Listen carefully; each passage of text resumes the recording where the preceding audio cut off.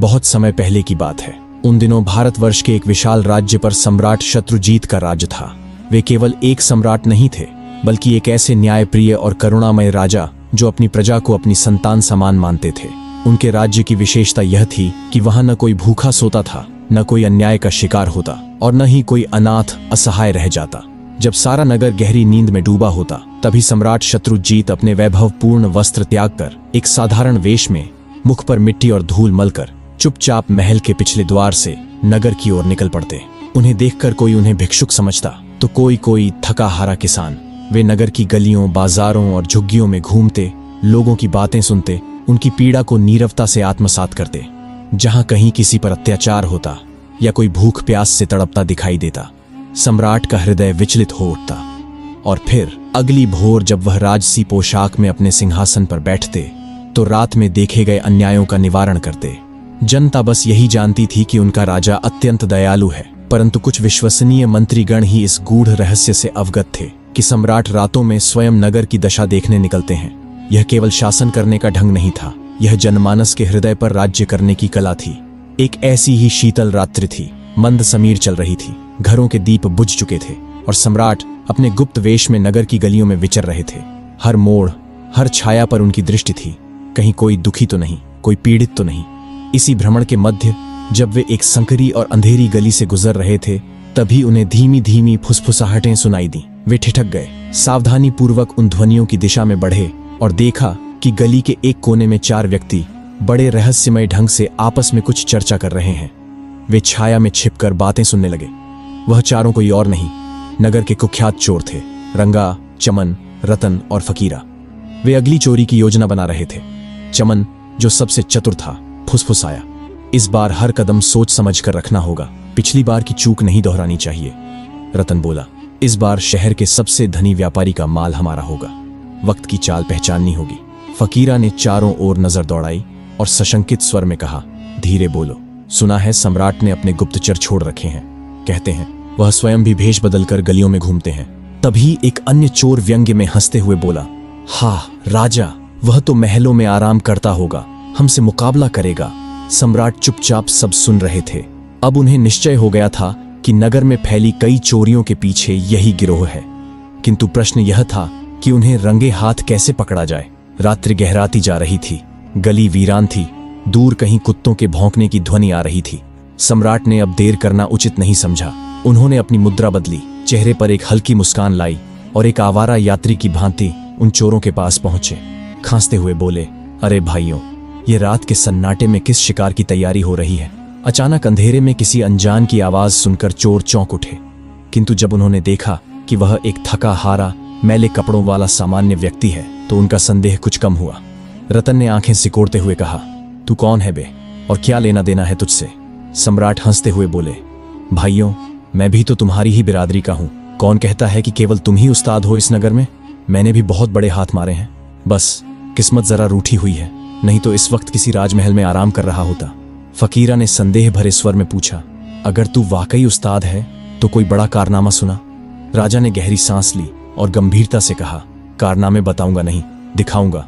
कभी शाही खजाने पर भी हाथ साफ करने की सोची थी, पर दुर्भाग्य से पकड़ा गया। चमन ठहाका मारते हुए बोला, वाह, शाही खजाना, तू तो बड़ी ऊंची उड़ान भरता है। दूसरे चोर ने हंसते हुए कहा, इतना ही बड़ा उस्ताद है तो कोई सबूत दिखा। सम्राट मुस्कुराए और बोले, भाइयों, सबूत तो काम के बाद दिया जाता है। अगर आज की रात मुझे अपने साथ ले चलो तो मैं अपनी काबिलियत दिखा दूंगा। चारों एक दूसरे को देखने लगे। थोड़ी देर चुप्पी रही, फिर फकीरा ने मुस्कान के साथ सिर हिलाया और बोला, ठीक है, आज की रात तेरी परीक्षा होगी। अगर काबिल निकला तो हमारे साथ रहेगा। राजा ने गंभीर स्वर में कहा, तो फिर समझो सौदा पक्का है। अब तक सम्राट ने बेजोड़ चतुराई से अपनी पहचान छिपाए रखी थी। उन्होंने हल्के अंदाज में पूछा, तो भाइयों, जब मैं अब तुम्हारा साथी बनने वाला हूं तो जानना चाहूंगा, आखिर वो कौन सी खासियतें हैं जो तुम्हें इतना निडर बनाती हैं? जब बड़ा हाथ मारना है तो सबको अपनी अपनी कला का ज्ञान होना चाहिए। चारों चोरों ने एक दूसरे की ओर देखा। सबसे पहले फकीरा आगे आया और बोला, मेरे भीतर एक दुर्लभ गुण है। मैं किसी भी स्थान पर खड़ा होकर केवल अपनी सूंघने की शक्ति से जान लेता हूं कि सोना, चांदी, हीरे, मोती या कोई अन्य बहुमूल्य खजाना कहां छिपा है। मेरे लिए खजाने की महक दूर से ही प्रकट हो जाती है। जब भी कोई बड़ा हाथ मारना होता है मेरी नाक सबसे पहले काम आती है। सम्राट ने उसकी ओर गौर से देखा और प्रशंसा से कहा, वाह, यह तो बड़ा ही विलक्षण गुण है। तुम्हारी यह कला तो चुपचाप राज्य के गुप्त भंडारों तक भी पहुंचा सकती है। अब चमन आगे आया। उसके चेहरे पर आत्मविश्वास की एक छाया थी। वह बोला, मैं पशु पक्षियों की भाषा समझता हूं। कुत्ते, बिल्ली, घोड़े जो कुछ भी कहें, उनके शब्द मेरे लिए स्पष्ट होते हैं। यदि किसी गली में कोई कुत्ता भौंक रहा हो या कोई घोड़ा अचानक व्याकुल हो जाए तो मैं जान जाता हूं कि वहां कुछ अनहोनी घटने वाली है।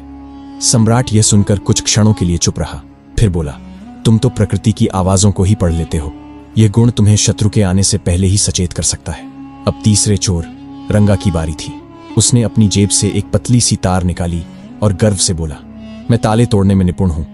लोहे, पीतल या शाही कक्षों के सबसे कठिन ताले भी मेरी इस नन्ही तार के आगे नतमस्तक हो जाते हैं। ताला चाहे जितना भी कठिन हो, मेरे हाथ में आते ही झुक जाता है। सम्राट मुस्कुराया और चुटकी लेते हुए बोला, तो फिर तुम्हारे हाथों में तो कोई जादू है रंगा, ताले नहीं, मानो किस्मत की गिरहें खुलती हैं। अब सबसे अंतिम में रतन सामने आया।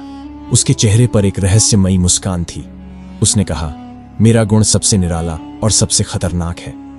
यदि मैं किसी को एक बार अंधेरे में देख लूं तो फिर वह लाख छिप जाए, मैं उसे पहचान ही लूंगा। चाहे वह भीड़ में हो, नकाब में हो या दुश्मनों के झुंड में, मेरी नजर उसे पहचान लेती है। सम्राट विस्मय से बोला, तो इसका अर्थ यह हुआ कि अंधकार तुम्हारी दृष्टि को धोखा नहीं दे सकता। तुम तो सच्चे मायनों में अंधेरे के भी प्रहरी हो। अब सम्राट भली भांति समझ चुका था कि ये चारों न केवल शातिर थे बल्कि अपने अपने हुनर में दक्ष भी थे। किंतु उसके भीतर तो अब एक नई योजना ने जन्म ले लिया था। वह मुस्कुराया और बोला, भाइयों, अब जब हमारी टोली इतनी योग्य हो चली है तो बताओ, आज की रात कौन सा शिकार तय है। चारों चोर राजा की बातों को ध्यान से सुन रहे थे। उन्होंने अपने अपने कौशल तो खोल कर रख दिए थे, परंतु अब उनकी आंखों में एक संशय था। रतन ने मुस्कुराते हुए पूछा, भाई, हमने तो अपने गुण बता दिए, पर तुमने अब तक कोई बात नहीं की। बताओ, तुम्हारे भीतर ऐसी कौन सी बात है जो तुम्हें हमारे लिए उपयोगी बनाती है। सम्राट ने तनिक गंभीर होकर उत्तर दिया, मेरे भीतर एक अनोखा गुण है।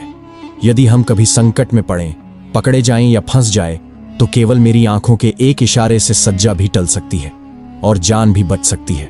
चारों चोर यह सुनकर चौंक गए। फकीरा बोला, क्या मात्र दृष्टि के इशारे से सजा माफ हो सकती है? यह तो कोई चमत्कार जैसा प्रतीत होता है।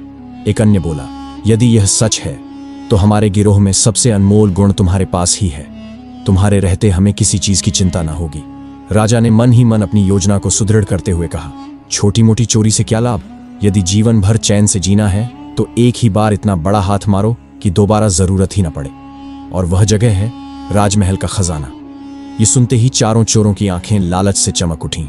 फकीरा बोला, वाह, ये हुई ना बात। अगर इस बार हम सफल हो गए तो फिर जीवन भर ऐश करेंगे। राजा ने भीतर ही भीतर संतोष की सांस ली। उसकी योजना अब चोरों को पूरी तरह फांस चुकी थी। फिर वे सभी नगर की गलियों से होते हुए महल की ओर बढ़ने लगे। जैसे ही वे महल के समीप पहुंचे, एक कुत्ता जोर जोर से भौंकने लगा। सभी चोर एकाएक सतर्क हो गए। फकीरा ने चमन की ओर देखा और कहा, भाई, जरा सुनो तो, ये कुत्ता क्या कह रहा है? क्या कोई खतरा है? चमन ने ध्यान से कुत्ते की आवाज को सुना और फिर उसके चेहरे का रंग उड़ गया। वह बोला, यह कुत्ता यह कह रहा है कि हमारे साथ इस समय नगर का सम्राट चल रहा है। क्षण भर को एक सन्नाटा छा गया। सभी चोर चौंक कर एक दूसरे की ओर देखने लगे। तभी रंगा जोर से हंस पड़ा। अरे, यह तू क्या बक रहा है? राजा भला इस अंधेरी गली में क्या कर रहा होगा? वह तो इस समय अपने शाही पलंग पर चैन की नींद सो रहा होगा। बाकी चोर भी हंस पड़े। लगता है इस बार तेरी कुत्ता भाषा कुछ बिगड़ गई है। चमन बोला, मैंने वही कहा जो वह कह रहा था। शायद उसका मतलब किसी और से रहा हो। तब सम्राट ने बात संभालते हुए कहा, भाइयों, मेरा तो मानना है कि यह कुत्ता भूखा है। भूख में आदमी क्या, जानवर भी अनाप शनाप बकने लगता है। चलो, इन बेमतलब की बातों को छोड़ो और असली काम पर ध्यान दो। सभी ने हामी भरी और आगे बढ़ चले। राजा के होंठों पर एक गूढ़ मुस्कान थी। योजना अब अपने निर्णायक मोड़ पर थी। चांदनी रात की चुप्पी में वे चारों चोर सम्राट के साथ महल के भीतर प्रवेश कर चुके थे, परंतु न किसी की आंखों में भय था, न ही कोई कंपन, केवल लालच की धधकती हुई ज्वाला। उनकी दृष्टियों में बेशुमार दौलत की चमक साफ झलक रही थी। महल की चौड़ी दीवारों और गूंजते गलियारों के बीच जैसे ही वे कुछ दूर पहुंचे, फकीरा एकाएक रुक गया। वह नीचे झुका, महल की भूमि की मिट्टी को सूंघा और मुस्कुराते हुए बोला, खजाना अब अधिक दूर नहीं है। इसकी खुशबू मेरे भीतर दौड़ रही है, इसी दिशा में चलो, मेरे पीछे। बिना कोई प्रश्न किए तीनों चोर उसकी पीठ पीछे चल दिए। खामोश गलियारों, झुकी हुई दीवारों और एक गुप्त मार्ग से होते हुए वे उस स्थान पर पहुंच गए जहां राज्य का खजाना छिपा था। उनके सामने था एक विशाल और मजबूत द्वार, जिसके बीचों बीच एक भारी ताला जड़ था। अब रंगा आगे बढ़ा, उसकी अब वे अपने अपने हिस्से गिनने में लग गए। सम्राट ने इसी अवसर का लाभ उठाया। वह एक एक कर चोरों के पास गया और सहज ढंग से पूछा, अगर फिर कभी ऐसी योजना बनी तो तुम कहां मिलोगे?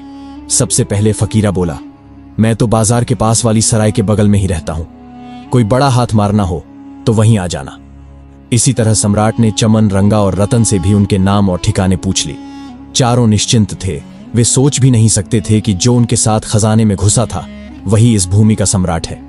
खजाना लूटकर वे चारों अंधेरे में विलीन हो गए, अपने अपने ठिकानों की ओर चल पड़े। और सम्राट, वह धीरे धीरे उन्हीं नगर की गलियों से होता हुआ वापस अपने महल की ओर लौटने लगा।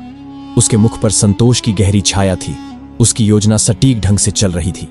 राजा मन ही मन सोच रहा था, ये लोग भले ही चोर हैं, लेकिन इनके भीतर ऐसे गुण हैं जो मेरी सेना में किसी भी वीर सिपाही से कम नहीं। फकीरा, जिसकी नाक खजाने को सूंघ लेती है, अगर वही मेरे खजाने की रखवाली करे तो कौन चुरा सकेगा?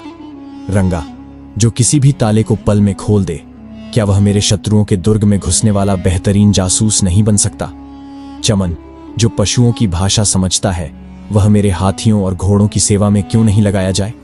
और रतन, जिसकी आंखें अंधेरे में भी सच्चाई पहचान लेती हैं, क्या वह मेरी महल की रक्षा में मुख्य प्रहरी नहीं हो सकता? उसके विचार दृढ़ हो चुके थे। यदि मैं इन्हें कारागार में डालता हूं तो इनके ये अनमोल गुण सड़ जाएंगे, लेकिन यदि मैं इन्हें सही दिशा में लगाऊं तो ये चोर नहीं, मेरे राज्य के रक्षक बन सकते हैं। यह निश्चय कर वह सम्राट तेज कदमों से महल की ओर लौट चला, अपने साथ एक नए युग की योजना लिए। सुबह का सूरज निकला तो समूचे नगर में हलचल मच चुकी थी। एक खबर ने सबका चयन छीन लिया था, राजमहल का खजाना लुट चुका है। यह समाचार आग की तरह फैला और पूरे दरबार में बेचैनी फैल गई। मंत्री, सलाहकार और सेनापति सभी दरबार में एकत्र हुए। कोई कह रहा था कि यह कार्य किसी बाहरी गिरोह का है, नगर के बाहर से आए होंगे और चोरी कर भाग गए होंगे। किसी ने शंका व्यक्त की कि महल के भीतर का ही कोई व्यक्ति इस योजना में शामिल हो सकता है। एक से एक सुझाव दिए जा रहे थे, पर किसी के पास ठोस उत्तर नहीं था। वहीं सम्राट शत्रुजीत अपने सिंहासन पर बैठे शांति से यह सब सुनते रहे। अचानक उन्होंने मुस्कुराते हुए हाथ उठाया और गूंजती हुई आवाज में बोले, मुझे भली भांति झात है कि यह चोरी किसने की है और वे इस समय कहां हैं। दरबार में सन्नाटा छा गया। सभी की आंखें सम्राट की ओर टिक गईं। एक मंत्री ने झुककर पूछा, महाराज, क्या वास्तव में आपको चोरों का पता है? सम्राट ने गंभीरता से कहा, हां, वे चार हैं, फकीरा, चमन, रंगा और रतन। यह सुनते ही दरबार में खलबली मच गई। सम्राट ने सिपाहियों को आदेश दिया कि नगर के जिन स्थानों पर ये चारों रहते हैं वहां तुरंत जाकर उन्हें पकड़ लाया जाए। पते खुद सम्राट ने बताए। थोड़ी ही देर में चारों चोर रस्सियों से बंधे हुए दरबार में प्रस्तुत किए गए। अब वे भयभीत खड़े थे, यह सोचते हुए कि राजा को उनके नाम और ठिकानों की जानकारी कैसे मिल गई। सम्राट अभी भी उसी रहस्यमय मुस्कान के साथ सिंहासन पर आसीन थे। तभी रतन की दृष्टि सम्राट के चेहरे पर पड़ी। कुछ क्षण तक वह उन्हें देखता रहा, फिर उसके चेहरे का रंग उड़ गया। उसने घबराकर कहा, यह तो वही है। उसके मन में पिछली रात की स्मृतियां कौंध गईं। वही चाल, वही आवाज, वही चेहरा। रतन ने बाकी साथियों की ओर देखा और धीमे स्वर में कहा, हमारा पांचवां साथी, यही सम्राट थे, वही हमारे साथ खजाने तक आए थे। तीनों ने पहले तो रतन की बात को हंसी में उड़ाया। रंगा बोला, तू तो पागल हो गया है, भला सम्राट खुद चोरी करेगा? अगर यह सम्राट होता तो हमारे साथ रात भर घूमता। रतन गंभीरता से बोला, मैं अंधेरे में एक बार जिसे देख लूं उसे फिर कभी नहीं भूलता, और मैं शपथ लेता हूं यह वही व्यक्ति है। अब सारा दरबार स्तब्ध था। सम्राट ने जबरदस्त ठहाका लगाया। उसकी हंसी पूरे महल में गूंज उठी। फिर उन्होंने सिपाहियों की ओर संकेत किया और रस्सियां खोल दी गईं। दरबारी एक दूसरे की ओर देखने लगे। यह कैसा न्याय था? फिर सम्राट ने कहा, इन लोगों को पकड़ने का उद्देश्य इन्हें दंड देना नहीं था, बल्कि कुछ और था। उन्होंने दरबारियों को रात की पूरी घटना सुनाई, कैसे वे स्वयं चोरों के साथ गए, कैसे उनकी काबिलियत को पहचाना और कैसे उनके नाम पते मालूम किए। अब चारों चोर सम्राट के चरणों में गिर पड़े और आंखों से आंसू बहाते हुए बोले, महाराज, हमें क्षमा कर दीजिए, हमने आपको पहचानने में भूल की। एक और अवसर दें, हम अपने प्रायश्चित में पूरी निष्ठा से आपकी सेवा करेंगे। सम्राट मुस्कुराए और बोले, तुम लोग चोर अवश्य हो, परंतु तुम्हारे भीतर अनमोल गुण हैं। यदि इन्हें सही दिशा में लगाया जाए तो तुम न केवल अपनी किस्मत बदल सकते हो, बल्कि समूचे राज्य के लिए वरदान बन सकते हो। और फिर सम्राट ने चारों को उनके गुणों के अनुसार राज्य सेवा में नियुक्त कर दिया। रतन, जो अंधेरे में किसी को भी पहचान सकता था, उसे राजमहल का प्रधान प्रहरी बना दिया गया। रंगा, जो बिना चाबी के कोई भी ताला खोल सकता था, को राजकोष का संरक्षक नियुक्त किया गया। चमन, जिसे पशु भाषा समझने का अद्भुत गुण था, उसे शाही अस्तबल का प्रमुख अधिकारी बनाया गया। फकीरा, जो सोने चांदी की गंध पहचान सकता था, को राज्य के खोजी दस्ते का प्रमुख नियुक्त किया गया। समय के साथ ये चारों पूर्व चोर सम्राट शत्रुजीत के सबसे वफादार और योग्य दरबारी बन गए। जो कभी चोरी के लिए बदनाम थे, आज वे अपनी काबिलियत से राज्य के स्तंभ बन चुके थे। तो मित्रों, यह सत्य ही कहा गया है, मनुष्य की पहचान उसके अतीत से नहीं, बल्कि उसके वर्तमान और भविष्य से होती है। यह मायने नहीं रखता कि कोई कहां से चला है, बल्कि यह महत्वपूर्ण है कि वह किस दिशा में जा रहा है। हर व्यक्ति को जीवन में एक दूसरा अवसर अवश्य मिलता है, बस जरूरत है उस अवसर को पहचानने और उसका सही उपयोग करने की। और जो व्यक्ति किसी के दोषों को नहीं, बल्कि गुणों को देखकर उसे सही मार्ग पर लगा दे, वही सच्चा नेता, सच्चा सम्राट होता है। दोस्तों, अगर आपको यह कहानी पसंद आई तो वीडियो को लाइक करें। अगर आपको ऐसी ही कहानी सुनना पसंद है तो चैनल को सब्सक्राइब कर लें। मिलते हैं एक और नई कहानी के साथ।